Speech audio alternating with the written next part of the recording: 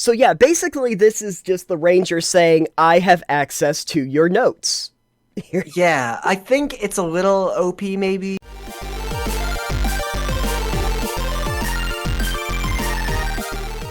We have another, mechanically speaking, about yet another expert class for the One D&D test material. Aren't you excited? Hooray! Let's get testing. This is Aperture Sight. Yes, it is a triumph. Making a note here, huge success. The one that we're doing this week, though, is the Ranger. Now, Alex, maybe you can explain a little bit about the Ranger to me, because I've never played one, and well, no, that's not fair. I did play one briefly when we did that Crypt. Hawk. Yeah, but that was not 5e.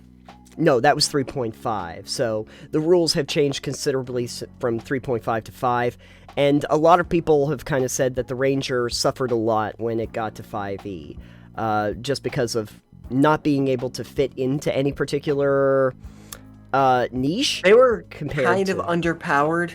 Yeah. And then I think they might have gotten, like, overpowered to compensate for it. I don't remember exactly. Yeah, I think that they made some subclasses, like the Swarm Master, I think, at one point, where they tried to make them a little bit better.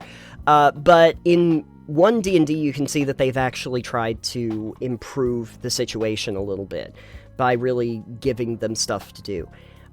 You had mentioned to me once that the general purpose of a ranger is to kind of, like, find an enemy and then try to continually nail on that enemy over and over again.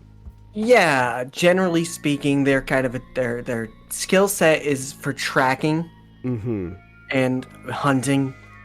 Yes. And then like identifying specific targets and eliminating them as per like favorite enemies, as per like hunter's mark.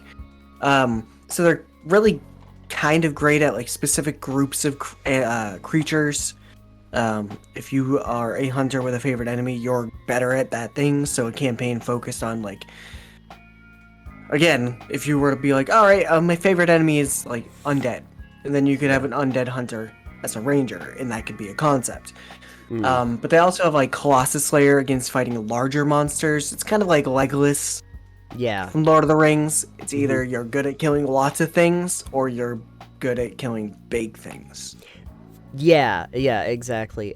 So there's a few basic, I'll just give you a little bit of an overview of what they did with Rangers. So, couple things, like casting spells now starts at level 1 instead of 2. That's not a big change, but I guess that's fine. Rangers don't typically, they are kind of like paladins. Yeah. Where they're not a full spellcaster. Yes. Because they're typically a lot better in martial, or in a ranger's case, ranged combat as well. Sure. So they get a better attack bonus or proficiency and stuff like that than, say, a dedicated caster would.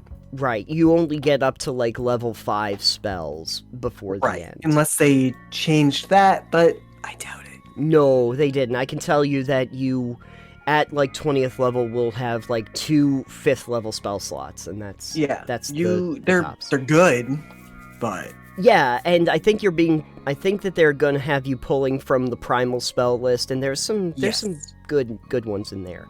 A lot of what they've changed is giving you subclass features and ability increases sooner in lower and lower levels, but there are a few little abilities that they've added in, like Nature's Veil and Roving. I'll get into a little bit of that right now, but basically, okay, so your first level. Favorite enemy. Oh yeah, favorite enemy has changed a little bit. They've improved it. So, you are adept at focusing your ire on a single foe. You always have Hunter's Mark prepared. It does not count against the number of spells you can prepare. Moreover, you don't have to concentrate on it once you cast it. It lasts for a full duration until you end it as a bonus action, or until you are incapacitated. So you don't have to concentrate on it. It's always prepared, so you always have it available to you. Now, is this part of favorite enemy, or is this separate? Because you said favorite enemy. This is under favorite enemy. This is how favorite enemy works. I think the language you need to add to that is when using Hunter's Mark on a favorite enemy. Right. Because it makes, because if it's part of favorite enemy, then it sounds like it's for just specifically those favorite enemies. Right. It is. Now, it is if you essentially wanted for to- everything. Yes, but yes. If you wanted to use it as its own spell, prepared, part of your spell list, then you could still do that for other enemies. Is what I'm assuming? Okay. Yeah. But then for anything like, again, if your favorite enemy is undead, you can just be like, yes, favorite enemy. And it would still use a spell slot, I assume, as well. Right. Even though if it didn't, that would be really cool. Yeah. I mean, it sounds like the way that they're doing this is instead of, like, choosing a specific kind of class for favorite enemy, it's just like, you just choose any kind of foe, and you can put Hunter's Mark on any kind of foe that you have in front of you. But we'll see. We'll see. Yeah, it feels like there should be something. Well, we're early in. Let's see if this is addressed. Sure. Okay. We're early in. Okay. You get expertise in 2 skills.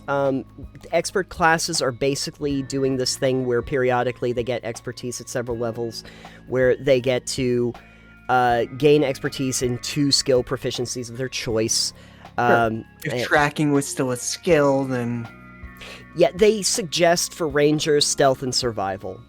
Usually be the... Yeah, or maybe knowledge, nature. Knowledge, nature, yeah, exactly. Though there isn't really knowledge, but maybe insight? Or history? History, maybe? Maybe. That's right. Knowledge, nature is just kind of like part of survival now. There is a nature skill, though. Nature is a nature. Skill. Yeah. Nature. Okay, and at first level you get spell casting. You have the following spells prepared out of the mark. You have Cure Wounds, Guidance, Hunter's Mark, and Thorn Whip. That's a pretty good initial spell list right there. I mean, Thorn Whip is really good. Yeah, but I mean, Hunter's Mark, that's always useful. Cure Wounds is always a banger, and then Guidance. Guidance you can never go wrong with. I mean, and you also really never use it. No, you don't, but... These are all first levels. No, these are all cantrips. Cure Wounds is a first level, and Hunter's Mark, I believe, is first level, but Guidance is a cantrip. So is Thorn Whip. Thorn Whip, yeah. But that's new then, because hunters, or rangers rather, before, didn't get cantrip. Okay, yeah. But just as a general rule, though, whenever you can cast Guidance, you're probably wise to do that. Because it's just going to give people an additional, like, D4 or something onto, like, some of their rolls, like the saving throws, or no, the attack rolls. If you can cast it as a bonus action, it's helpful. Yes, it sure would be. Alternatively, you can prepare 2 0-level spells and 2 first-level spells of your choice. So, also, I guess if you just say, I don't want to do that, you can go to the primal spell list, and you can just say, screw it. You just can't use the school, it can be for any school of magic except evocation. Can't use evocation spells. That makes sense. Primal doesn't really evocate. Yeah, and there's not a whole lot on the primal spell list that does, but, whenever you finish a long rest, you can commune with nature and replace spells you have from the primal spell list, yada yada yada. The spell slots are shown on this handy-dandy little table, and so, at first level you'll have 2 cantrips and 2 first-level spells. By the time you get to level 20, you'll have 3 cantrips, and then you'll have, like, 2 fifth-level spells, and pretty much everything. I like that you gain 1 cantrip within 20. Yeah, to tell you how they are definitely a half-caster, because I think a bard has, like, 5? Yeah, but I mean, you only need a few, and especially if you can swap them out whenever you rest. Yeah. It's not a big deal. Yeah, especially that you can do that now. Second level. So, fighting style. You have honed your martial prowess. You gain one of the fighting styles, so archery, defense, 2 weapon. Pretty straightforward. Mm-hmm. Third level, you get a ranger subclass. We're going to go over hunter in a minute, which is the one that they have in here. Feat score at 4th, extra attack at 5th, so you still get that. Mm-hmm. Another subclass or feature at 6th now. Okay, here's a new one. Another subclass or feature? No, another subclass feature. Oh, okay. at 6th. What I mean is, I think that originally it was like 7th or 8th level. Yeah, it was a little further along. Yeah, they're pushing all of that up, I think, because your 20th level abilities are now like 18th level abilities. Yeah. And so, which means instead of going to level 20, you just take 2 levels in something else. yeah, exactly. If you don't want to get the epic boon at 20th, that's fine. Okay, so 7th, we have a new ability called Roving. Okay, so in Roving, your speed increases by 10 feet while you aren't wearing heavy armor, and you also have a climb speed and a swim speed equal to your speed. Nice. I do like that, actually. Yeah. That works, too, because typically rangers are medium armor at most. Sure. You can train to wear heavy armor, obviously, but Yeah, they're there's kind of one of those classes where mobility is important. Yeah, you can always train in heavy armor, but there really isn't much reason to for, especially dexterity classes. I don't see much reason to. Yeah, I did have my druid wearing a heavy armor when I played my druid, because he could. Sure. It just has to be not made of metal. Exactly. Yeah. And if it is made of metal, I got a spell for that. Yeah, ironwood. No, heat metal. Oh right. Yeah. No, his armor was made of a carapace. Oh, like a chitin? Yeah, Yeah, okay. some monster we killed. Perfect. I should have remembered Give that him when a I did fire. the pancakes. Yeah, I gave him some fire resistance. Pretty cool. Yeah, actually, that would have been a much better use of, like, the Queen Ankeg that we fought. I could have tried to make some armor out of that. Might have had, like, poison resistance or acid, probably acid resistance, if anything. Who knows? Anyways, Okay, so... what's next on the ranger? Alright, so next few levels are pretty straightforward. 8th, you get a new feat. 9th, you get expertise again. 10th, you get your other subclass feature. 11th, new one, tireless. Primal forces now help fuel you on your journeys, granting you the following abilities. Okay, temporary hit points. Whenever you finish a short rest or a long rest, you can give yourself a number of temporary hit points equal to 1d8 plus your proficiency bonus. Okay, that's not that much. It's not that much. You also get the benefit, decrease exhaustion. If you are exhausted when you finish a short rest, your level of exhaustion decreases by 1. Okay, that's nice if you get exhausted. Yeah, it might actually make people engage with that particular system, because I don't think I've ever really encountered it myself. If you're not doing things that are strenuous or long-term, you don't really encounter it too often. Yeah. 12th, you get another feat. 13th, Nature's Veil. You invoke spirits of nature to magically hide yourself from view. As a bonus action, you can expend a spell slot and become invisible until the end of your next turn. Okay. So stealth. Yeah, it's a stealthy thing. Stealth for a spell. Yeah, as a bonus action. So that's fun. Oh, that's not bad.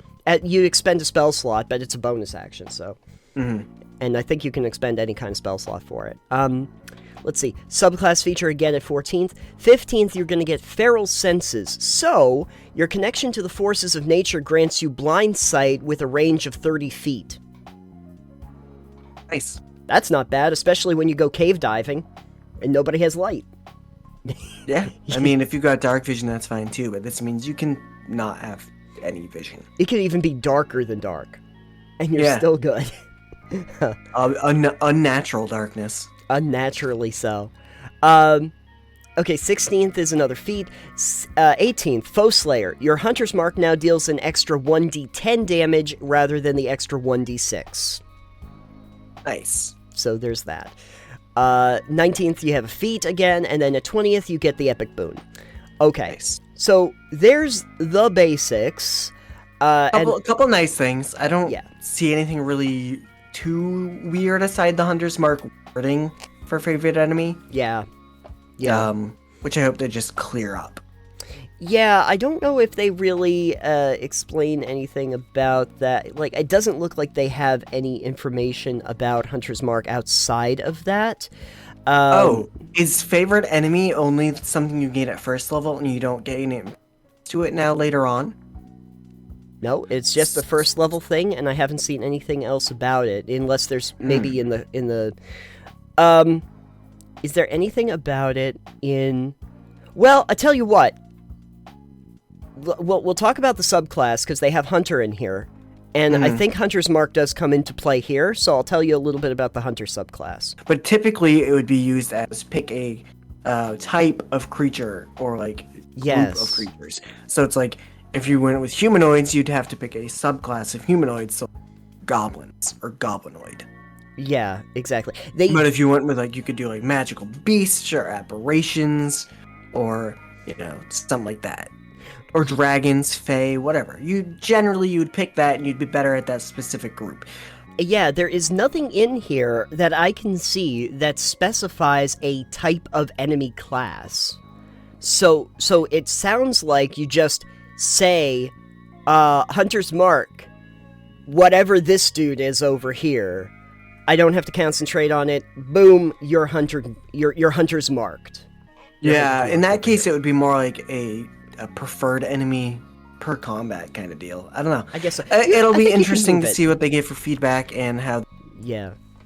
Clarify. Yeah. Let me tell you a little bit about the Hunter, because I think it exploits that a little bit more. So, Hunter, okay, you stalk the prey in the wilds and elsewhere using your ability as a hunter to protect nature and people everywhere from forces that would destroy them. If I remember correctly, Hunter was a pretty iconic subclass for the Ranger.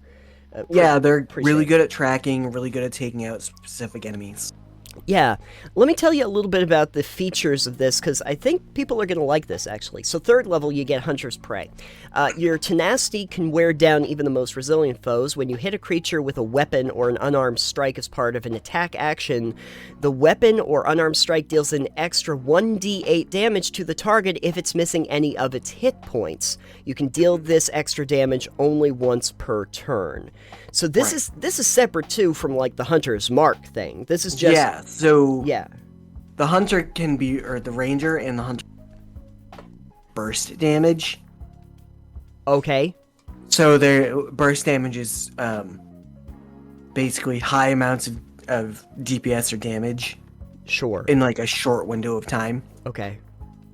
So in this case, your bow attack with Hunter's Mark with whatever that one is that you just said. The Hunter's Prey. Yeah, so Hunter's Mark and Hunter's Prey, so you go, alright, bow does D8, Hunter's Mark does D6, and Hunter's Prey is another D8. Right. So you've got a Hunter subclass Ranger who is suddenly doing 2D8 plus a D6. Right. Which is a lot of dice of damage. Right, and then when you get to your second attack, the great thing is that even if you're first out of the gate and your first attack lands, and you're able to take any kind of hit points away, you can use this for the second attack if that also hits. And so you can get... So then you'd be doing a D8 plus a D6 plus another D8 plus a D8 plus a D6 on your second attack. Right, exactly. So this gets good. 6th level, you get Hunter's Lore. This one I think you're going to enjoy. So, you can call on the forces of nature to reveal certain strengths and weaknesses of your prey. While a creature is marked by your Hunter's Mark, you know whether that creature has any immunities, resistances, and vulnerabilities, and if the creature has any, you know what they are. Okay, that sounds really OP. Doesn't it? Because basically it forces your DM to tell you. Basically what it is like the Hunter just says, I want the DM's manual. Just give me the monster manual. Is this ability like once per day? No, while a creature is marked by your Hunter's Mark. Or just while it's under Hunter's Mark? Yeah. Okay. just keep Hunter marking everything and take notes. Yeah, you just like, hey, that thing, Hunter's Mark. So yeah, basically this is just the Ranger saying, I have access to your notes. Yeah, I think it's a little OP maybe. I think would be better. What I think might work well for that, instead of making it so you get everything, all their immunities and resistances all at once, and letting it be kind of very powerful for information for your players, is maybe if you were to roll, and depending what you roll, you could glean more information from it. Okay. Okay. So basically, at that point, trying to like make a nature roll or something like that because you have Hunter's this Mark. is kind of what the knowledge, nature, knowledge, Sure. arcane, and whatnot were before. Is you could be like, hey, that creature is a beast or something from nature. I might know about it. I'm gonna make nature roll, and depending on your roll, you could be like, all right, yeah, here's what you know about this creature. Sure. Okay. That might be something that they nerf before the end of all of this. We'll see. Yeah, I wouldn't mind that because I don't expect that an ability should be able to hand me a monster's, stats Sure. like that.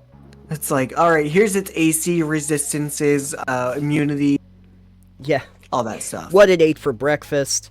Mm-hmm. Yeah, exactly. This is good. Its name, its Of lineage. its shit. Yeah, exactly. What friends like to call it at parties. Let's just get into all of that. Alright, so, 10th level, multi-attack. You now always have Conjure Barrage prepared, and it doesn't count Nice. against the number of spells you can prepare. You can also cast the spell with first and second level spell slots. When you do so, the spell's damage is reduced by 1d8 for each slot level below third. So, it's a third level spell for Conjure But you Barrage. can cast it below its spell level? You can now downcast. I like that. Yeah, isn't that a neat idea? I like that, because that's great. So let's say if you get Fireball, I wonder if they'll be allowing you to like downcast that. Like, I just want to do Fireball with like a first level, but it only does like 2d8 or something. Yeah. Or- I would like or to two- cast Fireball 2d6. as a cantrip. Yeah, I just want to cast it as a cantrip. They're not saying you can do it with 0 level, so I guess Yeah, there's yeah. that. But I like the idea of like Fireball as a first level spell, and maybe it's like a 2d6 or a 3d6, and maybe you can do And that doesn't have once you learn quite it. the area, maybe. Yeah, maybe it reduces the area by 5 feet, 10 feet, something like that. That's an interesting idea. But anyway, Conjure Barrage is really good anyway, because it's like 3d8 damage, and it's in a fairly, I think it's like, what, a 60-foot cone. Yeah, it's like a 60-foot cone now from you, hitting everybody if they don't get a dex save. And then, okay, 14th level, you get Superior Hunter's Defense. When you are hit by an attack roll, you can use a reaction to have the attack's damage against yourself, and you can redirect the other half of the damage to one creature other than the attacker that you can see within 5 feet of yourself. Okay. So then you're tanking as a ranger, and you go, hit me, and it hits you, and then you redirect damage to one of its minions. Yeah, it's basically, it's like when Aragorn in the movie, everyone always loves to talk about how, like, Viggo Mortensen, like, knocked the dagger away with his sword and, like, swung it. Imagine that, but the dagger then goes into another orc that's over on the side. That's what Superior Hunter's Defense is. Oh, I hit you. Sorry, Grog. Oh, well. Yeah, he brings down the sword to chop you, and he hits you with it, but then the follow-through cleaves the leg off. Yeah. Always a fun thing for everybody involved. So, that's essentially what they're doing with the Ranger. Your general thoughts? I think it's interesting. I think it'll make it a lot more utility in those ways, and as an expert class, it definitely seems like they're pulling into what they're good at. Sure. So Yeah. the range, the specific, like, bigger foes, more damage, exploiting vulnerabilities, and then being able to identify monsters. That. Yeah, I think, like, from my perspective as being somebody who came into this very late, the Ranger always felt, at least in 5e, as not really knowing where they're supposed to be functionally in terms of other classes. And previous iterations of the Ranger and the Druid both had animal companions, class staple. Yes. So it's interesting to see that they're going away from that. I mean, maybe it's harder to manage a creature. But I don't know. I would like to see animal companions make a bit of a comeback. I will have to see if Find Familiar is on the Primal spell list or something to that effect. I think Probably it's in not. Arcane. Yeah. Arcane spell, so. Yeah, yeah. But it wasn't a familiar for the ranger or druid. It's an animal companion. Yeah, I think that the one thing I'm liking about the 1D&D rules that we've looked at is that, especially for the ranger, there is a much more defined reason that they exist, and a function that they have. In 5e, I think people stayed away from the ranger because whatever you want the ranger to do, there was another class that did that specific thing better. If you wanted to do naturey spells, why wouldn't you just be a druid? If you wanted to do fighting, why wouldn't you be one of like the martial classes specifically? You know, if you wanted to do stealth, why wouldn't you be a rogue? So now, with like Hunter's Mark and making it very clear that there's singular enemies that we focus on, that we learn about, that we track, and kind of doing that for mobility and being able to hunt people down, I think that there's a lot more utility to a ranger, and even makes me think that it's a great class if you're in urban environments too, where maybe urban rangers can be really fun. Yeah, where you like, there's a villain on the loose, like Jack the Ripper's on the loose. Well, now that's your enemy that you're tracking, and I'm going through the streets and I'm jumping up onto buildings, and I am basically your Batman. Basically, you're Batman. Rangers are Batman in this case, and you're tracking down the Joker. So yeah, like after that, just generally for the 1D&D material, I think the expert classes are just very well defined here. I like some of the stuff that they give. Being a bard person myself, I liked what they did there, and I think that the rogue has just made some nominal changes, but they were pretty good to begin with. But I think the ranger has had the most overhaul and the biggest upgrade. Yeah, it'll be interesting to see what else they do to the classes and their subclasses too. Yes. So hopefully we can get more information and maybe test it at some time ourselves. Who knows? Yeah, I'd like to. I think I'm going to be more interested when they get into the spellcasting classes and see how they're handled, because I did have a wizard that I was going to try to build in 1D&D, and I'd like to see how they, if they screw that up or not. Yeah, there you go. I hope not. But yeah, so Ranger overall, I think probably the most dramatic change out of the three, really. And probably for the better. We'll see what everyone else thinks. I want some clarification on favorite enemy. Yes. Otherwise, yeah, some of those changes seem pretty interesting. Maybe a little OP. We'll see what they do. Yeah, and we'll see what they actually stick with, because again, this is all just test material, so we'll see.